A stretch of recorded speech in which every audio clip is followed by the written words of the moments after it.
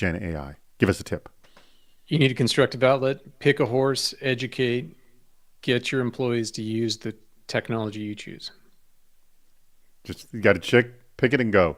All right, Jay, give me some bad advice on doing the same exact, creating responsible outlets for adopting Gen AI.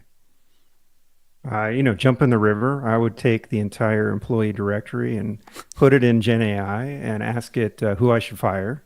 How about that? That's a good place to start.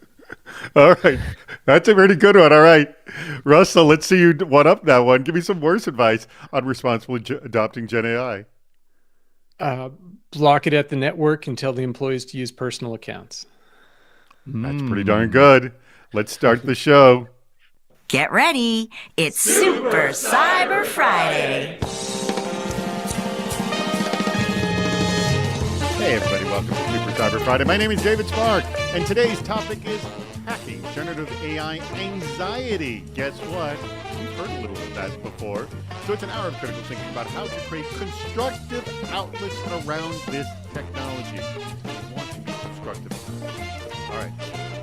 Our guests today, you just met them, Jay Wilson, he's the CISO for Insurity, and also Russell Spittler, who's the CEO and co-founder of Nudge Security. And you may not know this about Nudge Security, but they're also the winner of our second season of Capture the CISO. And if you haven't heard that, you should. And also, Russell will be on Tuesday's episode of the CISO series podcast. So you should, if you're not already a listener to that show, please make sure you listen to that episode. Hey, whose company is the sponsor of this very episode? Nudge Security. We're going to learn more about the cool stuff they're doing in Gen AI. All right, let's go over the basics right now. Whoops. Lots of ways to participate. There's a new one for those of you who are old hats in the group. There's a new one here, and because we're going to do something new with regards to our meetup at the end of the show. All right, we have the chat room, which most of you have discovered. You can also, here's the bad idea question.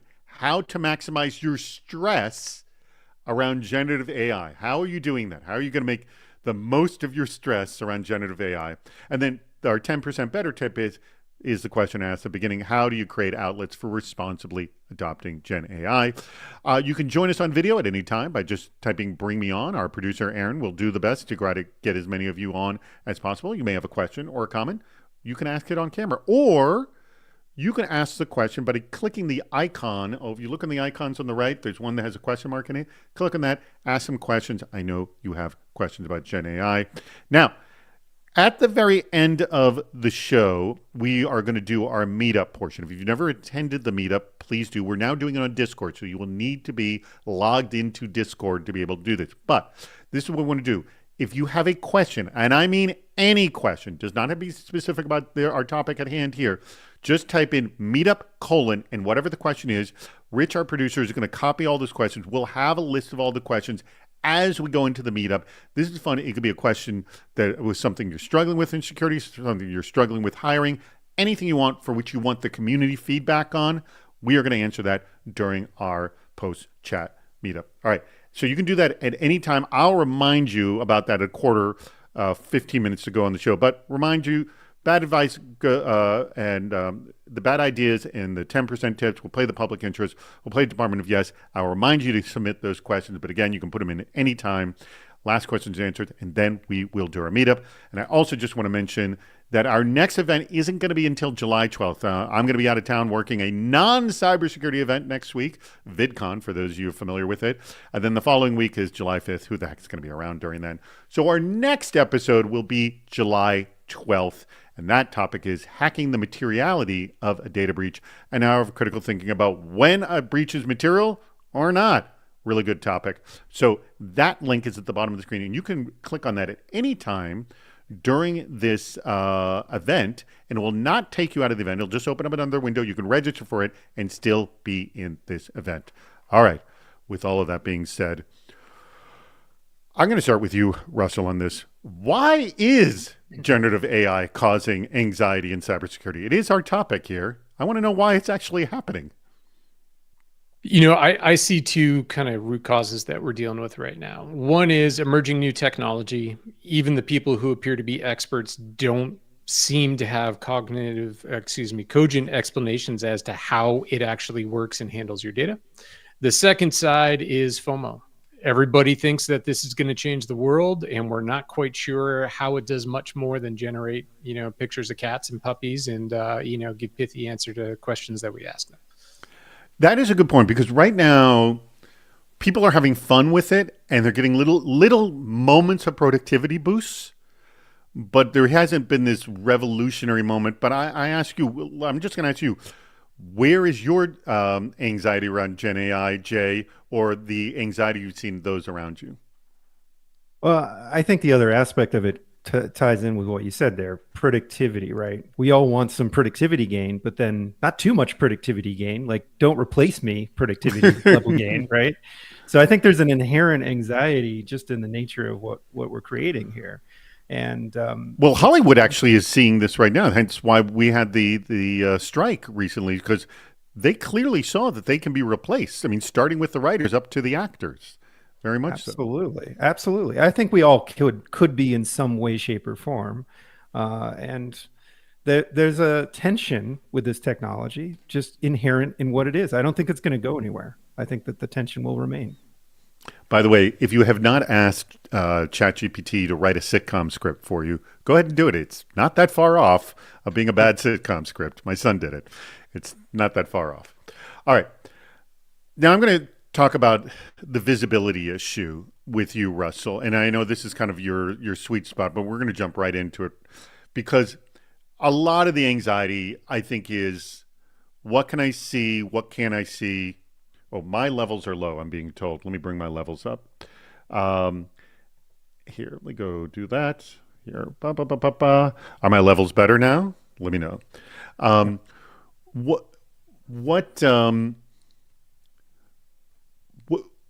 Why aren't we having any visibility into it? And when we say visibility, what are we talking about? Let's start with that. Like, what is the lack of visibility? Yeah, so generative AI and the companies that are coming out right now are the classic direct-to-consumer models, sort of the PLG B2B SaaS, which is they're trying to engage with your end users and getting them to start using the product and platform, and then, of course, saturate your employee base, get their friends to use it, et cetera. And so when you think about that dynamics of the go-to-market, one of the biggest challenges in visibility is these aren't things where people are raising their hand, bringing it to security and saying, hey, please approve this technology. They're just starting to use it on an individual basis, code pilots, the ChatGPT completion, et cetera. And so that's the big piece that we see around visibility is who's actually using these services, what services are they using, what is the nature of these services, and what kind of data is going into those services. And that's the big challenge that most organizations are dealing with right now. And we're going to get back to that in just a second, because I know that's what you're doing over at Nudge Security. Let me jump over to you, Jay, in that this whole thing with Gen AI started with having a policy about it. I assume you created some kind of a policy, yes? Of course. How well is it being adhered to? I would have to ask, because everyone wants to play with it, don't they? Well, sure. And like the policy I established at Insurity is not don't go play with it. It's don't put company data in generative AI, right? Don't put our clients' data in generative AI. It's kind of the don't do dumb things policy. Which is, you already had that policy even before this. We did. We're just kind of clarifying, hey, don't do dumb things with generative AI. It also, the previous policy said don't do dumb things already. I don't think there's anything new, but I do think that from a visibility perspective, you've got a confluence of different challenges, right? You've got in the press and in the news, you see these big companies going after the generative AI firms for copyright infringement and things like that. So naturally, you've got concern that, okay, the generative AI companies are stealing my data and they're taking it and building it into the models. And so that's part of the visibility problem, is how are these models created? What is actually the source of all that information? And there's probably a backstory to that I don't know, that really informs some of the visibility questions. I'm going to ask this question that Dustin Sachs just asked. He's with Cyber Risk Alliance. And I'm going to add to his question. I'm going to throw this one to you, Russell, being that you probably have visibility into a lot of this behavior. So want to know, what are the most unique use cases you have seen people use Gen AI or how they've used Gen AI. But I'm going to sort of add to that is I don't want to just know unique.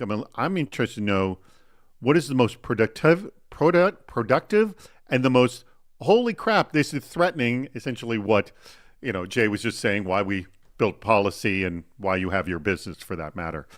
So I'm interested in both sides. Most productive, most damaging, for that matter. You've seen. Yeah, so unique is challenging because I only see it once it gets widespread, right? I'm a recipient once we see it widespread. In terms of the most productivity and the most effective use of generative AI, what I've found is frankly the inbound emails that I get from vendors all of a sudden know a whole lot about me. They're talking about the barbecue sauce from the town I grew up in, like they're doing the work that a good SDR would have done. But they're doing it in such a way that I'm sure they're hitting thousands of people at the same time because of Gen AI. Mm-hmm. All right. Now, the most damaging, on the flip side of that, what's the most damaging thing you've seen being used with, and I say that, most unique, most damaging. It may not be the most unique. It might be everyone's doing this and it's damaging. And that is? The most damaging is the experimentation, which is, I'm just going to do it once and I'm going to throw in my customer list to figure out who I want to email to, or I'm going to throw in some financial information for analysis or some customer behavior data for analysis. And those become the sort of like one-off challenges that people are just doing because they're experimenting. But ultimately now we have a substantial data set that has left the boundaries of our organization that we really don't have a good, clear picture on that sort of data autonomy, particularly when it comes to kind of the young startups in the generative AI world.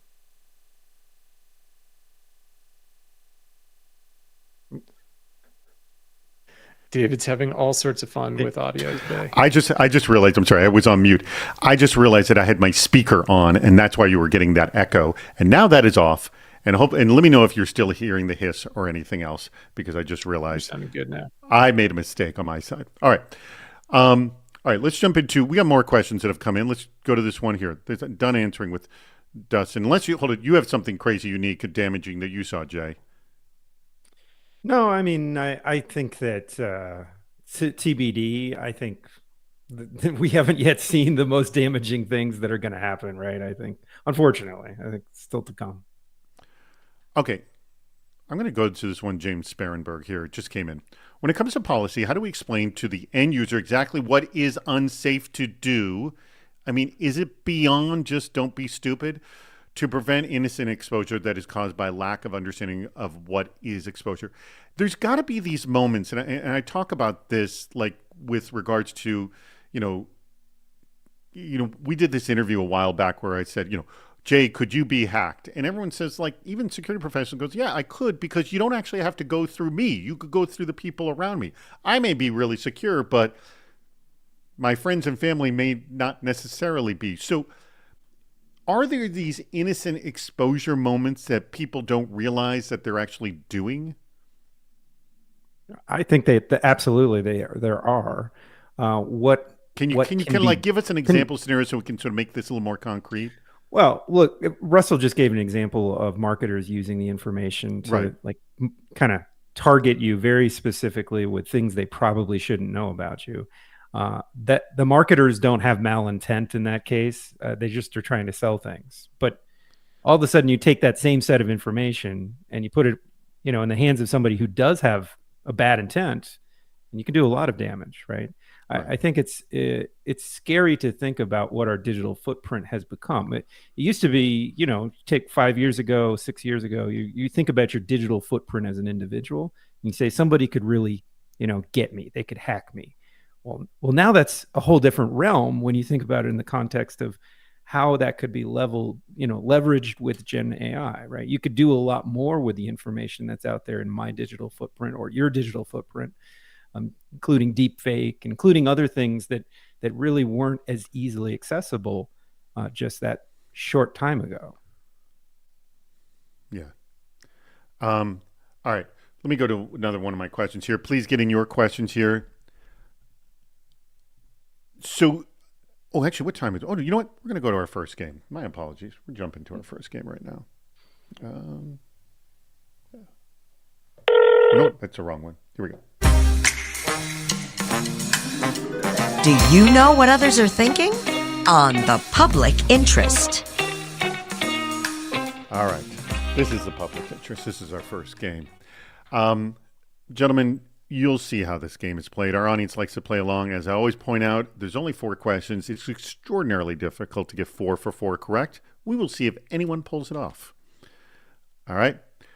What gets more search queries? Is it anxiety, generative AI, or stress? I have not seen these, so I'm going to play along as well. I'm going to say C. I'm going to go with stress. What are you going with, Russell? I got to agree with you. I think anxiety is kind of hard to spell, and generative AI, it's probably just tech people. Okay. What do you think? It's pretty compelling, but just to be a contrarian, I'll go with B here. All right. Plus, let's see. maybe I am generative AI today. We don't even know. So I have to represent generative AI. We should seriously consider bringing on a guest who's completely Gen AI and see if anyone notices.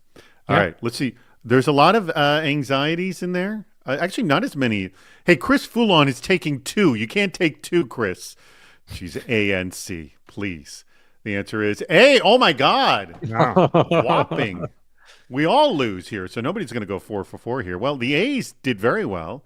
I was wrong. Well, people can spell anxiety. Russell, I forgot about autocomplete. Shoot. There you go. All right, next question. All right, AI policy, AI risk, or AI security? This is a good one. All right, I'm going to start with you, Russell. You better know this one. AI security. AI security? Yeah, same here. I'm going with F. I'm actually going D on this one. I'm going to go D. Let's see how we go on this one. Ooh, just edged out D. All right, you each have 1 point on the board. I still have nothing on the board. Most people answered F. A few E's. I don't see any D's in there, so I'm the only one probably did that one. All right, insight, tracking, or visibility? Jay, you answer first. I'm going with G. Insight? Insight. Not because people, maybe because we're all lacking insight, right? It's a counter response. All right, what do you think, Russell? I'm going to go with visibility. I love good old-fashioned visibility. You know what? I'm going to mix it up. I'm going tracking on this one. And just to remind you, their audience knows this, but the reason all the letters keep changing is that the audience is just often a few seconds behind us. And then we can't figure out what A, B goes to which question if we did it that way. So, all right, let's go. Sorry, your insight, Jay, I'm tracking. Russell, your visibility. And the correct answer is Oh, look at that. Just to be a contrarian, I'm back on the board. All right, we could make this is the tiebreaker for all of us. Let's see how we do on the last one. Oh my God, this one's gonna be tough. Hal, Jarvis, MCP, Skynet, or Ziggy? Is Ziggy the cartoon? That awful cartoon? Because probably not. I only think it's Ziggy Stardust, which I would think search for, but yeah, I don't think that's right. Yeah, I Leap. am. Quantum Leap. Okay. I think maybe Leap, yeah. I don't think Hal is. I'm thinking it's bouncing between Skynet and Jarvis. I'm going Skynet. I'm going Skynet on M. I'm an Arnold fan. I go Skynet too. I can't help it. All right. The power of the Marvel Empire, I think, wins this one. I think it's Jarvis. All right. We're K or M. So we may have a tiebreaker or may actually have a tie. Let's see what happens. No, it's a three-way tie. All right. Rarely does logic work into this, but I think we did it on this last one right here. Well, kudos to both of you right now. All right. I want to take a moment right here because we were touching upon this a moment ago, Russell, about what nudge security is doing with Gen AI and about essentially just discovering what's happening in your environment. I want to give you the opportunity to explain exactly what you're doing. Go ahead, explain. Yeah, so our technology is designed to help you find what SaaS accounts and SaaS applications your employees are using. And of course, when you think about that challenge, generative AI is a subset of that challenge. And so what we can do is within a few minutes, about an hour or so for most organizations, we can plug in and find every account every employee's ever created historically. and then give you pretty deep insight into what their activity is. So you want to know who has paid OpenAI accounts. You want to know who has created API keys in those accounts. You want to know who's using the latest startups AI tool.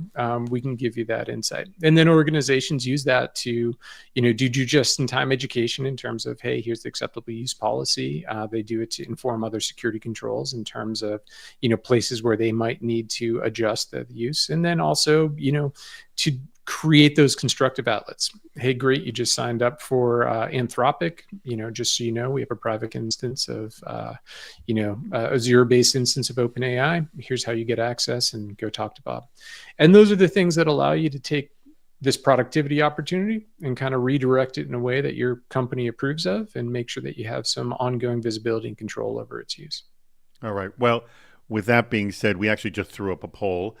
If you'd like a warm handoff specifically to Russell over at Nudge Security, and I want to remind you, they are the winner of Capture the CISO. You can actually go to our site and just watch and/or listen to the last episode of Capture the CISO to see why people went gaga over Nudge on that show. Specifically, I remember is that they were like, the ROI on this is pretty darn obvious. And that's what everyone was kind of really kind of clamoring around. They just saw the value of it right away. And also, I invite everybody to listen to next Tuesday's episode of CISO Series Podcast starring Russell. So please go over to our poll. It's visible right now. And go ahead and click, honestly, either option, and we'll give you a warm handoff to Russell right now. All right, more questions have come in. Thank you for all those questions. Please get them in. Hopefully, are we getting enough bad ideas? I'm going to throw this out to Rich, our producer, in the background. All right. This is a really good question from Chris Fulan, who said just a moment ago that he is a big fan. I'm going to throw this to you, Jay.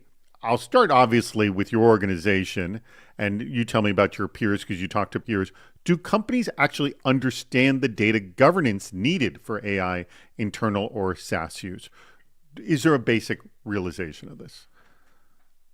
Do companies, meaning like the entire all the people in the company, all the leadership in a company? The answer is obviously no. And I'm not necessarily speaking for Insurity, but every company, right? We're still educating what these tools do and how they work and what the benefits are. And that's why, going up to the top question of the hour is, how do you create those outlets? By bringing a lot of people together and talking about how they work and educating. And it's the same as almost every security topic in a sense, but this one needs even more nurturing. And I really think people don't understand how it works. And when they put data into a generative AI tool, there's confusion around, well, is Gen AI stealing my data? Is Gen AI modeling after my data? Is Gen AI doing something else with it? Can Gen AI do magic for me? If I, drop a load of bad data in, can it magically make it good data? And there is a lot of feeling of that. Yeah. Yeah. So I think all of that falls under the data governance topic, because it isn't magic. It doesn't, not that I'm aware. I haven't seen any successful magic tricks with Gen AI yet. Well, we have just found it helpful to speed up what is sometimes a laborious process of creating content. It just speeds it up. It doesn't make it perfect, but it definitely is a great assistant. Now, this question that comes in from Larry, I think that the answer to this is data security in general. But I'll throw this to you, Russell, first. How can companies do their due diligence to ensure the data uploaded to train AI models, even in a private AI instance, are in fact secured? This is a whole other discussion about data security, isn't it? Yeah, and I think Apple last week set the bar on this, which is the commitment around transparency into what their operational environment looks like, the threat models that they've applied to that operational model, and the contingent controls that they've put in place. I don't go into the details of what Apple talked about. Go ahead. Yeah, absolutely. So they did a really nice write-up, and I think it's exemplary from a technical writing perspective because it doesn't get too technical, but it's enough to give a technical person confidence. But it really describes, the potential attack vectors that might come into play with the use of their new AI-enabled capabilities on their iPhone. Largely, what that entails is they take the data from the iPhone, they put it through a load balancer, which randomizes the compute target. That compute target operates on that data, produces the result from the generative AI, the LLM that's operating within there, and then return to the end customer. But where it was really incredible is they talked about the controls around what does operational support look like for that production environment? How do we prevent our employees from having access to that environment? How do we prevent, the potential effects of compromise of one of those compute nodes? And what are the mitigating controls for ensuring that, nobody could target an individual as a result of that? All of that thought and that process and that detail, I think, was a really great example of how you could operate at scale for a large set of end customers, all having a very strong requirement for data privacy and still being able to provide these capabilities in a manner that gives some level of assurance that you're not going to be singled out, targeted, or your data wouldn't be compromised or potentially operated upon in a malicious way. Now, when you take that and apply it to other companies, we haven't even seen anything close to that, even from the major providers like OpenAI or Anthropic in terms of what they do. And then it becomes either your own responsibility or your requirement upon a provider that is operating on your behalf to have that same level of transparency, even down to the level of their willingness to publish all of the code that they're using to do this and allow third parties to audit that code, which was just incredible.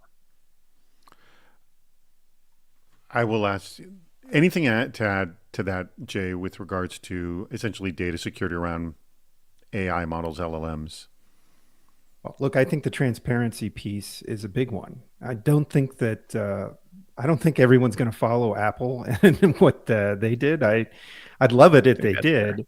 But I think a lot of companies are simply going to say, trust us, we're big enough. Our contract says we won't do it, so we won't do it. I think that's where, call it 70, 80% of our use of AI is going to go, is in those kinds of buckets. I would love it if we moved to more transparent models, but I don't see it happening so far.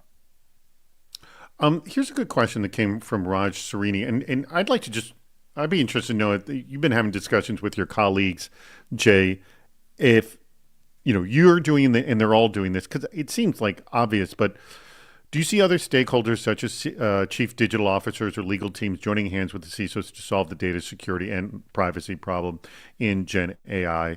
I got to assume it's happening. What are those conversations? Well, in many cases, so yes, the answer is certainly yes. In many cases, and what we're doing internally is we formed a kind of a governance body internally, and we sit down and evaluate every use case that comes into the business, and we talk about it open-ended. So yes, we're talking about the data governance and security and the legal ramifications.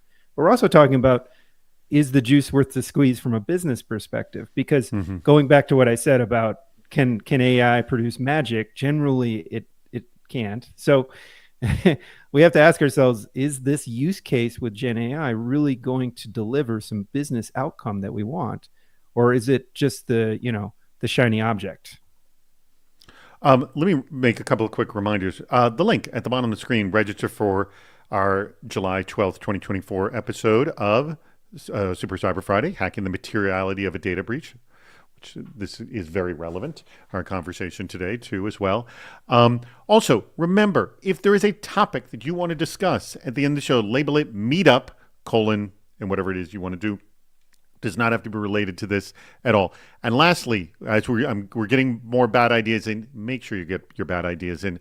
The winner of the best bad idea, which we announce next week, or actually we may actually wait till July because that's when the next event will be.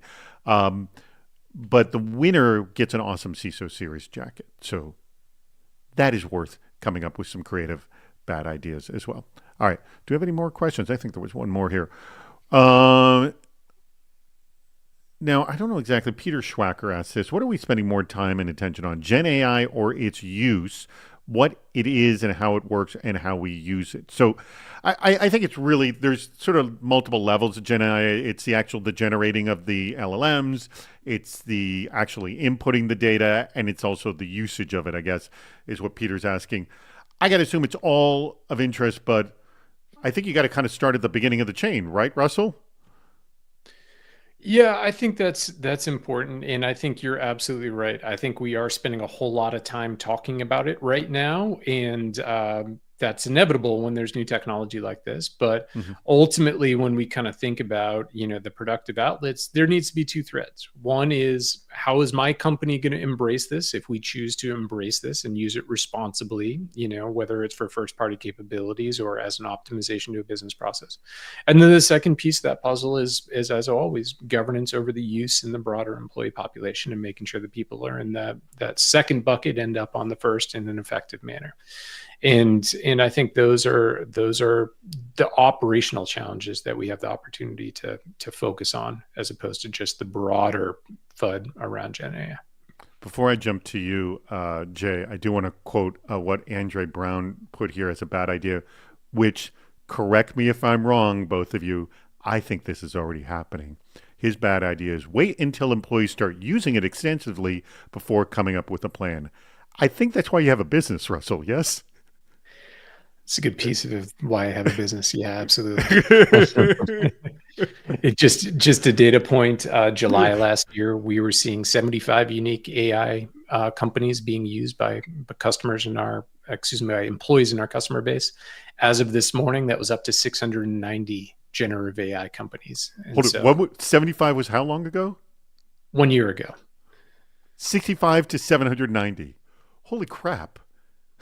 Yeah, sorry, 75 to 690. Close enough. Sorry, same order. Still, Yeah. Still the same thing. Same order of magnitude growth. I mean, absolutely incredible. And if you think about it, that's, roughly, tenfold companies that got created, and they're just shams over these other. Well, the thing is, I follow these newsletters, and I just see literally they have a list of 5 new companies daily. I'm like, well, that's how you get up to 690 in a year. All right. Let me throw this to you, Jay, with regards to, do you have policy at every stage of the creating of the LLM, to what you're putting it in, to what you're asking? Like, do you have policies all along the board? I don't think that we've put policies at every stage. I would call that almost over policyification in a sense. I think you're taking your development practices and you're applying in certain cycles, and you say, okay, where you're going to use an LLM as part of a product, use these best practices for sure. But when it comes to the end users, that's where we've focused on policies as well as the productivity elements. I think going back to the question that Russell had about where do you start? I think the business outcomes make a lot of sense because you might be able to rule out the use of it. And then you can always look at the moralistic aspects, should it be used is also a good question to always keep in the back of your mind. Because the answer might not be right. Have you seen this, maybe either you, with policies, like, if you want to use it, there's like maybe two ways you look at it is, please play with it, see what you can do, but also you have to have a compelling reason before we roll it out. I mean, I don't know. What kind of limitations are you, like, you want to extend the desire to use it, but you also want to put limitations. Like, what are some classic ways we've seen this that have worked, Russell? And I mean, maybe you have a poster child customer that's really done this right, and like, oh God, if all my customers could do this, everyone would be in great shape. What have you seen? The poster child customer will only be identifiable in another 5 years, right? Because ultimately we'll be able to see how effectively and what change it had to their business, right? But what I've seen and what's interesting is almost across the board, every company's eager to figure out what they can do to make their life better leveraging this technology. And I think the companies that have done that effectively have distributed some of that responsibility in terms of application, right? A think tank of 5 people in a fancy conference room isn't necessarily going to understand the core problems that, somebody at the extremities of your company could potentially solve. And so I do believe that constructive use and constructive encouragement of the use across your organization ultimately will yield the most productivity, but that needs to be balanced with strong governance around what technology is being used, some leverage of approval and oversight over the nature of that technology, and balancing that effectively. All right. We have a call that just came in. Hello, welcome to the Department of Yes, where no request is ever rejected. Yes, we are going to play the Department of Yes. And you know what? There are two right here I've ID'd, which actually don't sound that awful. I see the silver lining in them already. And this first one comes from Andrew Aiken. I just think I kind of like this one. I'm going to throw this to you first, Jay. Implement a complement AI LLM or RAG that generates overly positive, glowing responses regardless of the input. So whether you ask it to draft an email or plan a project, it showers you with praise and motivational quotes, ensuring you feel like a genius every time you use it, no matter the outcome. Why do you want to do this? And don't be facetious. I like the idea of a little dopium hit every once in a while. I'm sure everybody does. So it sounds like a good idea to some dopamine. Yeah, dopamine. Oops. A rare earth variety of dopamine. Yeah. So I don't know. This could provide that. Maybe it even provides business value, right? It could provide business value. I like it. All right, Russell, why do you want to do this? It's very clear that employee productivity is tied to their mental state. And of course, I want to make sure all my employees are happy. So you can go ahead and do it at any time. I agree. This is, look, as an investor by the name of Chris Ye said to me once, you really can't go wrong complimenting someone. All right, this one comes from Chris Foulon. I like this one. I'll start with you, Russell, on this one. Again, want to know why you want to do this. Let's just share all of our information to AI models. So this would, unfortunately, the negative of this I can already see is going to put you out of business. But let's just share all of our information to AI models so that they can promote our company better. What do you think of this, Russell? Number one challenge of every company is getting to the right customer. So, let's just be transparent with AI models and let them do the work for us. I like that. All right, Jay, why do you want to do this? Well, if everyone has it, no one has it. It's sort of like a security through obscurity model. So hold on, wait, you're losing me. Hold on, wait. Come, reel it back in, Jay. You lost me on that one. Well, if everybody has all the information and all, in my company, but we want to put it out there to help us get promoted, so we're seen. Yeah, I don't know. I'm having a hard time visualizing this. You're doing so well in the last one too, Jay. All right, Russell pulls it out on that. All right. And by the way, if you have not gone to our poll and click to get a warm lead to Nudge Security, to specifically Russell, please click on that, and also click on our link at the bottom of the screen to register for our next event, which is not until July 12th. And by the way, again, remind you that both Russell and Jay will be joining us for our meetup at the end of the show, which is going to be in just about 12 minutes, and we will be on Discord. So, by the way, you could all log into Discord right now. If you're not already there, please go ahead and do just that. Remember, in fact, are we at, well, I'll ask the question now. If you have a topic, I'm doing this just a few minutes early, I have a topic, and I'll remind you in just a few minutes. If you have a topic that you want to discuss at the end of the show, please, and again, it can be anything. Just type meetup : and what that question is or what that topic is. We're going to copy them all down so we have them, and I will just start asking, and we're going to get feedback from the community on that. It does not have to be related to the topic at hand. All right, let's get back to our question. I don't think we have any more questions left. Oh, no, we do have one from James Sparrenberg. I haven't even read it, so let's just throw it up and see what happens. How do you handle the cost issues around a skunkworks team trying to build an LLM relevant to your product? I don't know how... Is this happening for either of you? Yes? No? Well, if it is, then I don't have a good answer. So right. Yeah, I mean, if it were, I wouldn't know about it. Yeah, well, there you definition, go. Right? Okay. Ah, I, all right. Oh, but just to give a more relevant answer, I view this as controls around any SaaS service, right? Most of the LLMs that need to be operated on are on, big GPU clusters. Those are going to be provided by cloud providers or bought from fries, right? If you can get any GPUs these days.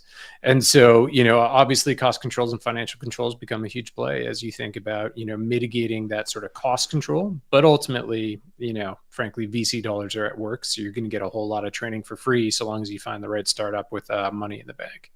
All right. By the way, the meetup topics have come in. By the way, you can please feel free to write it out as an actual question, the question you would want to ask for the meetup thing. This is great. Thank you, everybody, for throwing that. Here's a question that we have not addressed yet. I'm throwing this out.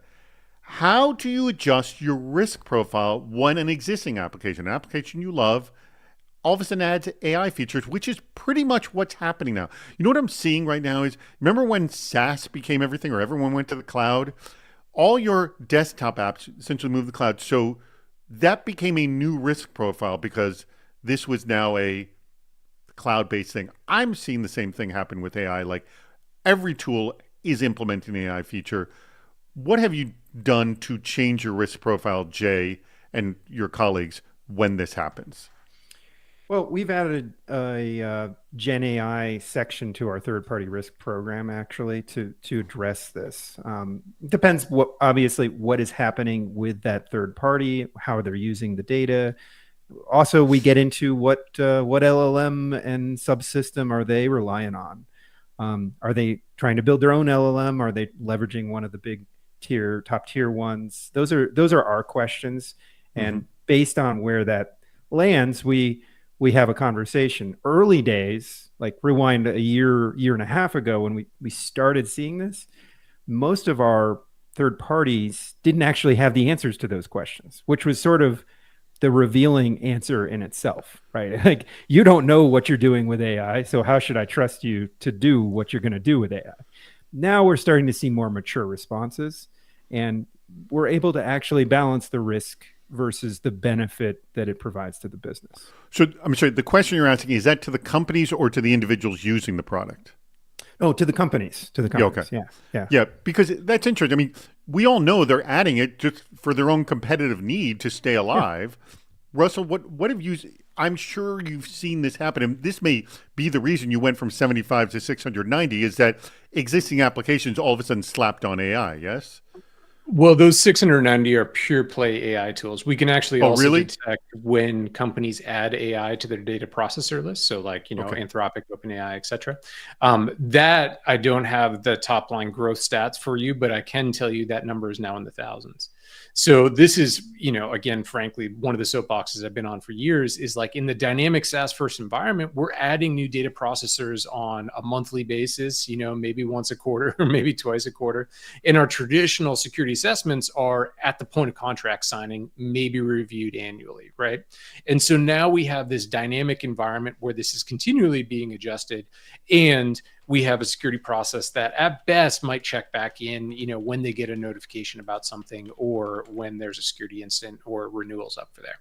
And so that's really one of the pieces that I am a firm believer on, which is you need a more dynamic security review policy as you're looking at companies like, Zoom introducing OpenAI or, Asana or Monday.com or any of the other thousands that are out there. You need to be able to constantly come back. But then when it comes to what you're engaging with them with, I completely respect Jay's answer there, which is the first litmus test is, can they answer the questions, and do they have somebody you can talk to that can answer this question? Because that's going to put them head and shoulders above most people out there today. Yeah. By the way, someone was asking for the link to the Discord. It will be the link that you see right now for registering for the meetup on July 12th. That will change to the Discord link at just the last few minutes of the show. So you'll see. And Rich just mentioned that at the end. Anyways, that's actually, I think that's a pretty interesting topic. Actually, let me ask this question now, because I usually wait a little bit later. But Jay, what have I not been asking, or in our audience, what have we not been asking about this generative AI anxiety issue? Like, is there another angle of anxiety we haven't seen? Well, I would ask the kind of the contra question, like, how can AI reduce our anxiety? So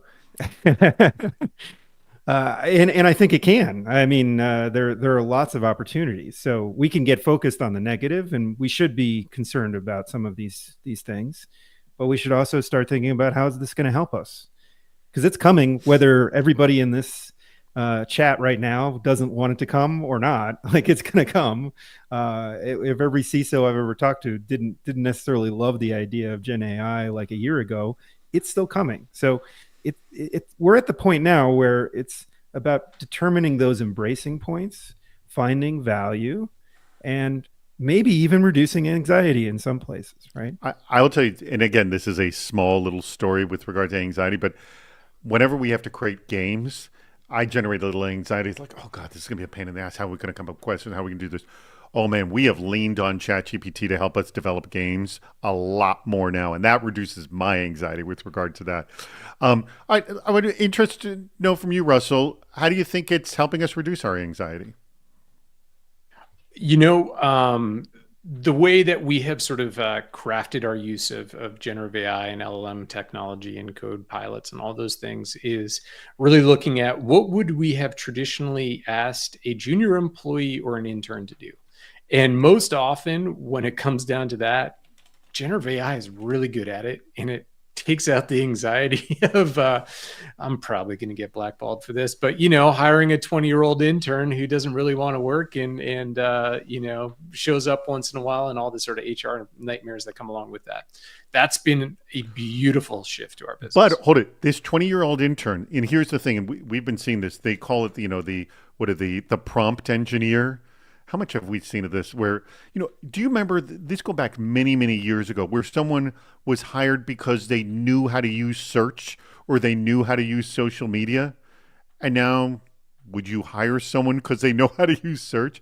But in these early stages, learning how to use these tools to get what you want is a skill, so that 20-year-old person, that is the skill you're looking for. Can you come in and do that? So that could be that.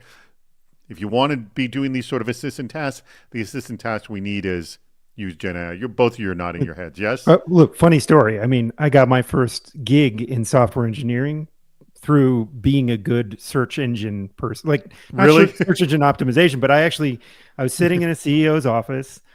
He's like, hey, what are the lyrics to some song? And this is, I'm aging myself, but back then, for you to know how to Google it and get what you wanted out of Google was a thing. So I pull it up in 15 seconds, and he's like, wow, how did you do that? And boom, I just repeated what you just said. Yeah, exactly. Well, back then you had to take the keywords and kind of. Oh yeah, it wasn't natural language. Right, Yeah. exactly. Now it's the same concept, but maybe you're not handing it back that way. Maybe it's more about the templatization and the contextual, like, shape of that content that ChatGPT or any generative AI can do. That's really powerful, right? It's extraordinarily powerful. I take a little bit different perspective on this, which is I think there's too much focus on the prompt and not enough focus on the context of use or the data that's being provided for use, which is, again, if you get back to that kind of mindset of a 16-year-old intern, if I give a 16-year-old intern go categorize all the websites in the world, they're not going to figure out how to get that done because the executive function and the experience isn't there. On the flip side of, hey, here is 1,000 websites, here's one liner on what they do, give me a general category pick from this list. That's a much different context for interacting with that model. And so when I think about prompt engineers, the people who are effective using generative AI understand the context and the data to provide in order to get effective answers out of that. And so I see that shift a little bit, perhaps just in semantics. I think that's right. But I also think that when we think through how we grow as individuals and professionals, a lot of times it's about jumping over a chasm, a thing that we've never done before. Absolutely. And now you put like Gen AI in that chasm in a sense, and you say, okay, help me do this thing I've never done before. And it does it really fast. You still have to, take it and shape it to be your own and make it the right content, to the point you just made. But now I know how to do it. So it could, create exponential experience growth for individuals who really understand how to use it. I think you're absolutely right on that. All right. I'm going to ask people again. You got more meetup questions. We got about 10 more minutes until our meetup. Please throw them in there. I can't imagine you've solved every question in cybersecurity. So go ahead, ask a question that you want. Some David, that our mothers have solved it all. Yeah, that's what Ian suggested. All right, Russell, I'm going to ask you the same question that I asked Jay. What haven't we not talked about? I think the piece we've kind of brushed on it a couple of times, but the piece that we haven't talked about is the explosion of this ecosystem. And one of the interesting pieces that we've observed with these startup, generative AI companies, or AI tool companies, as we categorize it, is the fact that they're being built SaaS on SaaS. So we're seeing a departure from the sort of traditional startup infrastructure of public cloud workloads. What we're actually seeing is a whole bunch of SaaS stitched together in order to provide an end service. And while that's outside of necessarily the pure play sort of generative AI anxiety, that's a new operating model for companies that has all sorts of implications in terms of how we do security reviews, how data is being managed, because it's all third-party risk in those contexts. And I think that shift in sort of product architecture and delivery models has a lot of rolling implications as we look to the future, and gets kind of exciting as we think about the opportunities that come along with it as well. Very cool. By the way, Amani has a good meetup question I'm going to throw out right now. And we can take it into the meetup as well. But who is responsible for making sure that the AI results are actually accurate? Because this hallucination is what they refer to it as, is when AI spits out something that is just flat out wrong, but it sure sounds right. How do you deal with that? And have you had to address this issue, Jay? Yeah. Well, first of all, it's in my policy. Okay, good. It says it's on you. Wake up call.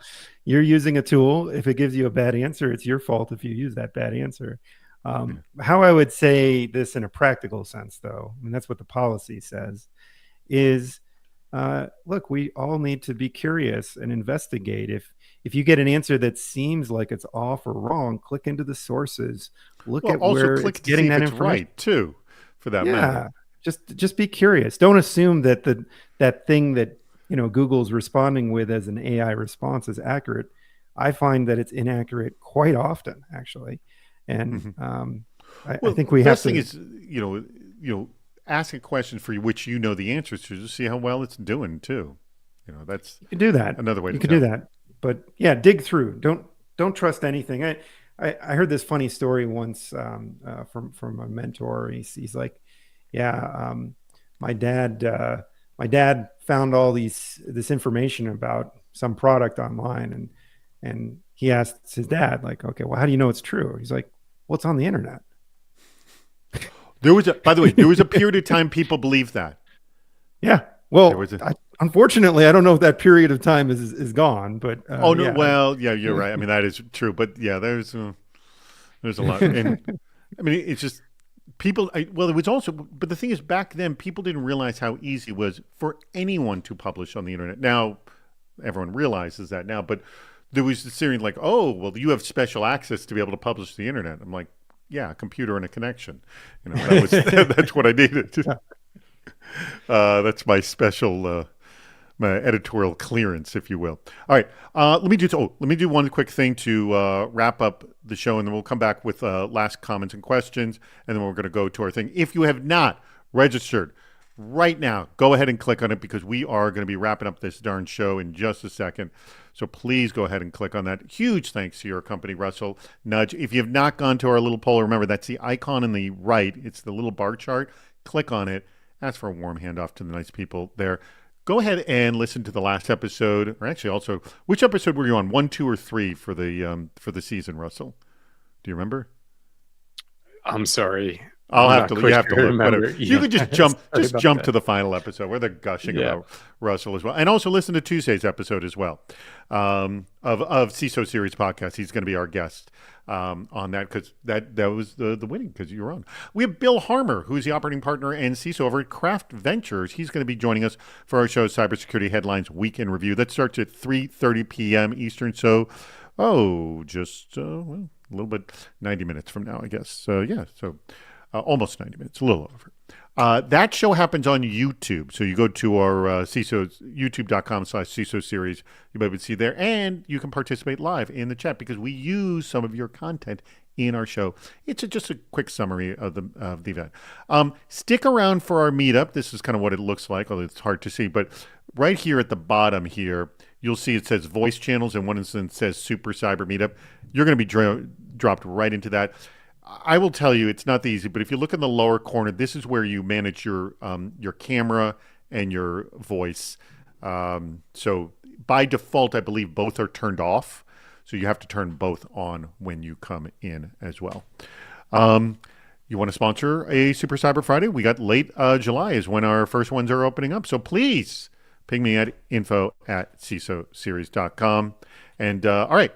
The link has changed at the bottom of the screen. You can go ahead and click on that. Join us over on Discord. You can get yourself set up over there. But we are going to wrap this up in less than 5 minutes. So I'll start with you, Russell. Any last comments about, or last things to say about our topic at hand, about nudge security, anything else? And, are you hiring over there? Absolutely. Always hiring. And we are hiring some interns. We didn't replace them all with generative AI. So okay, good. I want to put you want them to be prompt engineers? Yeah, exactly. Yeah, sure. If they're a prompt engineer, it'll be better.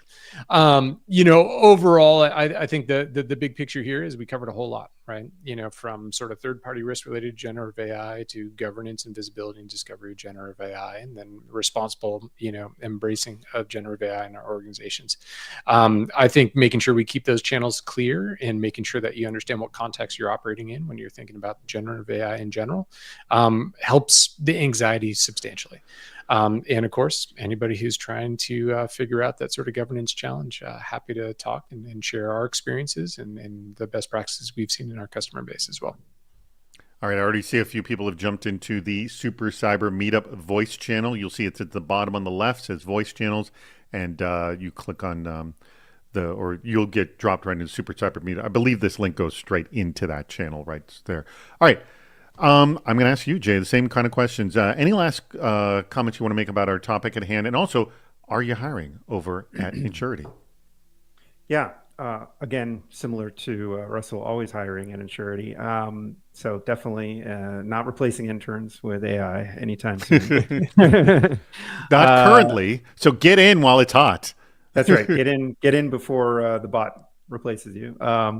No, look, I think this is an exciting topic, and I think we're in the very early days of where this technology is going to take us. So I think, again, from an anxiety perspective, as security professionals, we always need to be thoughtful and cautious about new technologies and how they might impact our business operations.